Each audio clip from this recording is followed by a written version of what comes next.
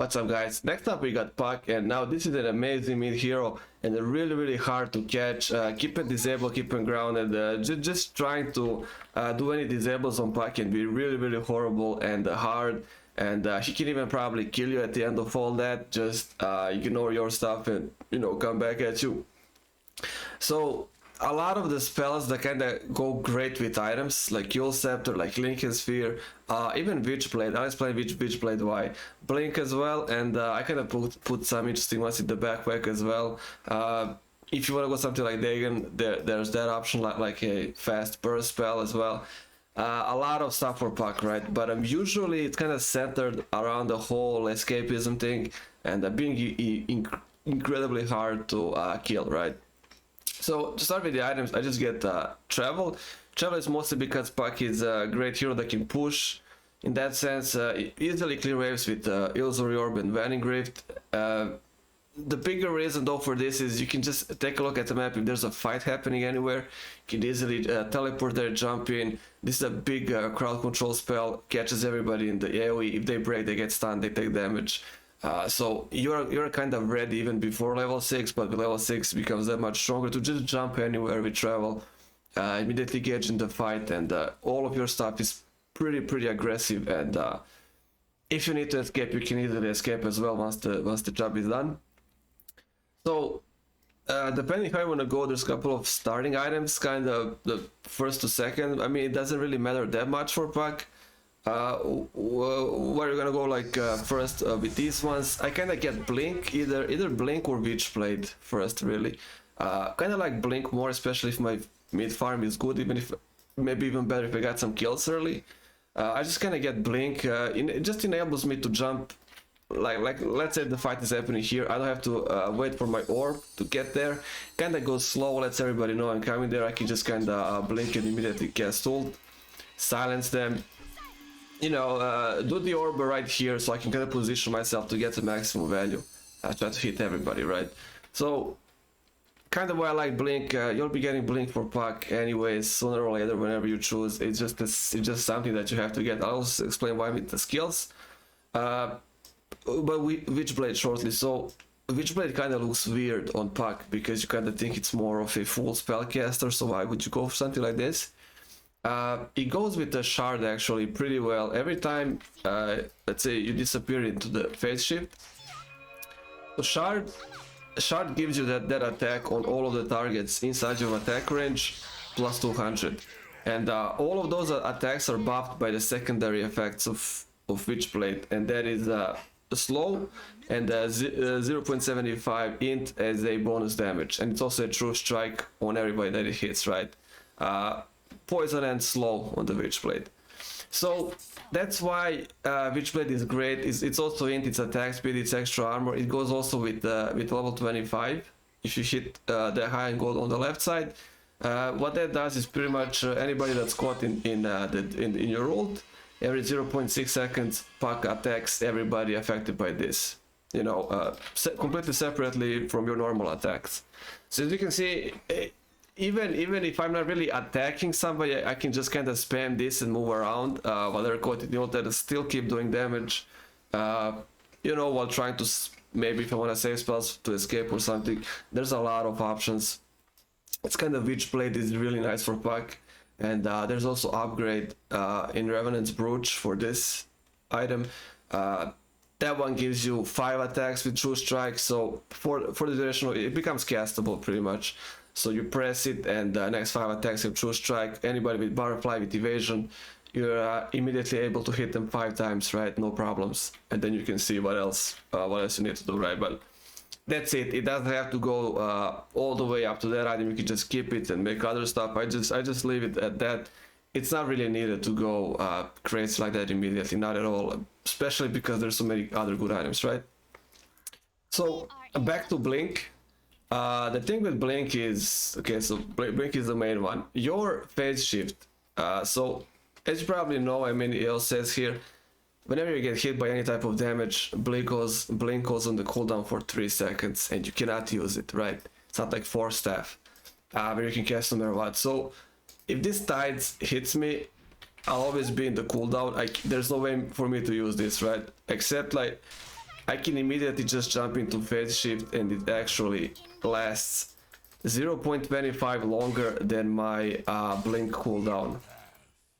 So blink has a 3 seconds cooldown, this is 3.25, that you can stay hidden. You use exactly that to just disappear and be completely untargetable, right? To prepare for the blink. So once this is done, you have an extra actually 0.25 if you're kind of slower to just blink away anywhere, right? From the, you know, just hide from the direct damage, and then you can use blink again, like I demonstrated. So that's kind of the main combo with the blink. Among everything else, there's a million combos, but that's one really great that kind of always guarantees that your blink can finish the cooldown and you can blink away. You're not really stuck, you know, in the continuous 3 seconds cooldown because you're receiving damage. So that's the big one. Like I said, it'll work with Witchblade and Shard once you get it with level 25. So you can kind of see the whole synergy and stuff. Now, Yule Scepter, that's just another amazing item in general, but for Puck it's even better. So with Yule Scepter as well, you know, you can use the same combos. You can go from phase shift into Scepter, you know, once it finishes, or you kind of cast it. You can go from that and then blink away if you want. There's also a very nice way to escape with the Illusory Orb. So you just kind of cast it like this, go immediately there to evade all damage, and then once that is done, you just kind of go all the way, you know, where the wherever you sent your orb, right? So let's say somebody ganks you, you kind of don't want to sit there in this, you know, you just let your orb go, lift yourself up to block all the damage, and now you're there. So that's a great way for that. And like I said, the usual stuff. From this into blink, from this into banning, phase shift, from phase shift into scepter, all of those combos, however you want to use them, whatever is incoming as a spell damage towards yours damage, however you want to use this, everything will work with Puck, you know. Even if you just have to do like a quick leap, like Mirana has, you can use your banning rift, your silence effect, to kind of make the small jump and evade if there's damage there, right? Let's say exactly like Mirana casted there, or you kind of see it late. You don't want to waste these, you can do the small jump and just get out of the way, right? So there's that. There's also, you know, just a way to bridge distances like this if you want. It can follow you up, and yeah, that's kind of Puck. So there's a big skill ceiling for this. Something similar to like when you play heroes like Invoker. You need a lot of practice to exactly know when to use what and not just waste your abilities. That can be a big problem if you just kind of waste your stuff. You panic, you press all of the spells. You gotta be careful with that, but otherwise, very good Puck players, which I haven't achieved that level, but very good Puck players can really make you suffer, especially if the game goes longer, they get items like this. You can kind of forget trying to kill this guy if you can. Let's say jump him with Legion Commander immediately and kill the Puck, or Faceless Void, somebody that can just kind of jump on him immediately, get rid. You kind of just have to let him go and kill other heroes. But then again, there's also Lincoln Sphere, as I mentioned, Legion Commander. So this also blocks Herald. But that's another item that you just make, as you can imagine, ways to disappear and stuff, and then just another like a straight spell blocking ability. This mostly I like because it blocks any direct cast spells that I can't really predict, you know. There's stuns that kind of fly towards you slowly, like Cast Knights, Svens, Red Kings. They kind of fly towards you, you can evade them, or like Lion Stun. But if Lion wants to hex you, it becomes much harder to evade those types of spells, right? So Lincoln Sphere will give you that extra time where it will immediately block something like Hex.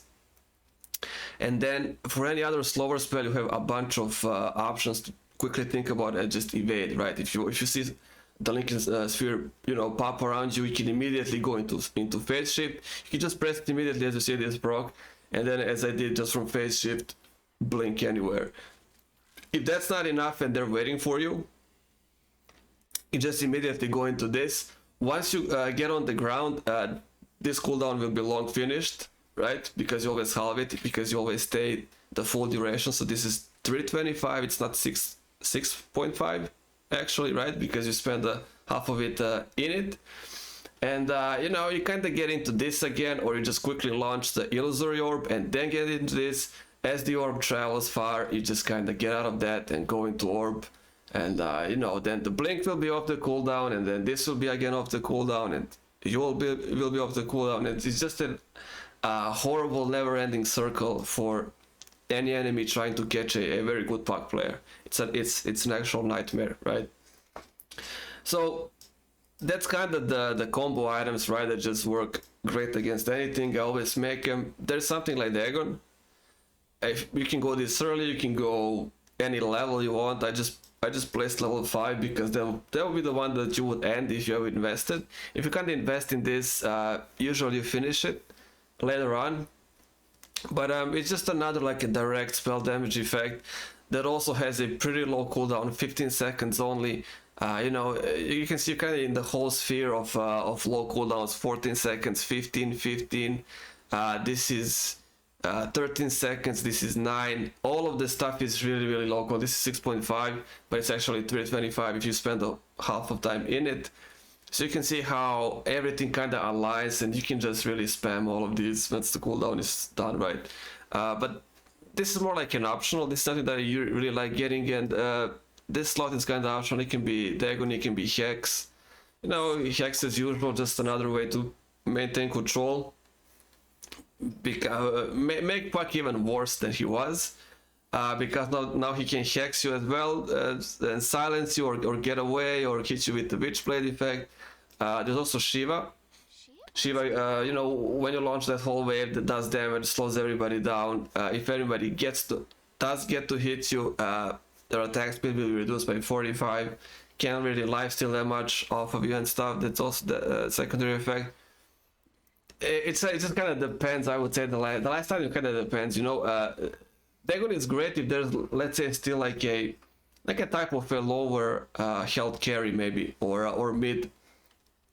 You know, maybe their mid or carry are kind of interesting to just kind of burst quickly with the spells and you can pull it off, or kind of damage them so low that anybody else from your team, let's say your supports, can just eliminate them or following that, right?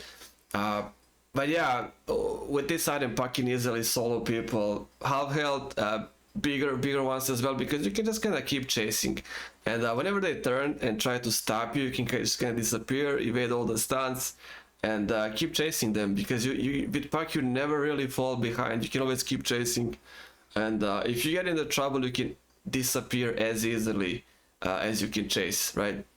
So that's something that I would play with Puck. You know, if there's time and the game lasts that long, just get the approach, and that would be kind of it, with the exception of these. So that's kind of how I play him, and I think that this mix creates a really annoying Puck, and kind of works the best. You know, you have everything. You can nuke, you can silence, you can control, but then also a lot of other things to help you escape as well. And Puck is probably one of the heroes with the lowest death numbers, I would say, probably. You know, counting like the good players on it, it's impossible to get them. You know, some heroes got some stuff that can help him. Puck has 1 billion things that can help him, right? It's extremely annoying. So that'll be kind of it with the items and the shards and spells. Just take a look at the talent tree. Talent tree, you can get orb to be even lower, like 7 seconds. You can get more silence on this. I would kind of depend if I wanna, you know, the last one works better if I kind of feel their support combo is 2 bigger spellcasters. If they went like that, 2 bigger disablers, and it just depends how many nasty spells they got. If they got more nasty spells, I go for more silence. Because support is not gonna run around with blacking bars and just keep breaking this, right? Usually.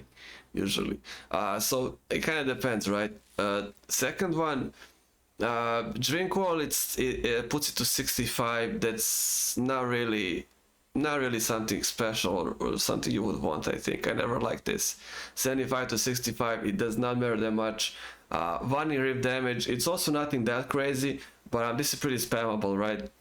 I would probably take this. It's also AoE, You know, this is also AoE, right? But this is kind of 65 compared to 13 seconds. You know, I would kind of take this more, and if it was something more crazy or a bigger number, maybe like 20 seconds, I would think about it. 75 to 55, that's much more appealing. But like this, I would just take probably the one in Griff because it's kind of immediate value, right? To go with the silence. But yeah, nothing really crazy for Puck so far, right? This one is kind of big, one in Griff's cooldown. So let's say you take the one in Griff damage, they offer you a lot of seconds in terms of cooldown for this. This goes to 7 seconds now. So you got 9 seconds and you got 7 seconds here, buffed with the damage. So now it kind of makes much more sense if to take the left one. So you know, I would just take the damage and the cooldown. And yeah, the last one kind of depends a lot as well. Drink wall versus magic immunity. If there's players in the other team kind of heavy on black in bars, some games that I played there was 4 people even. I played against 4 people with black in bars.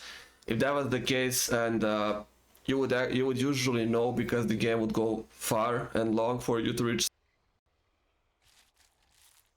If you need this to deal with those effects, just keep them condensed, keep them controlled. You know that once you cast this, they can't really leave, even with the black in bar effect.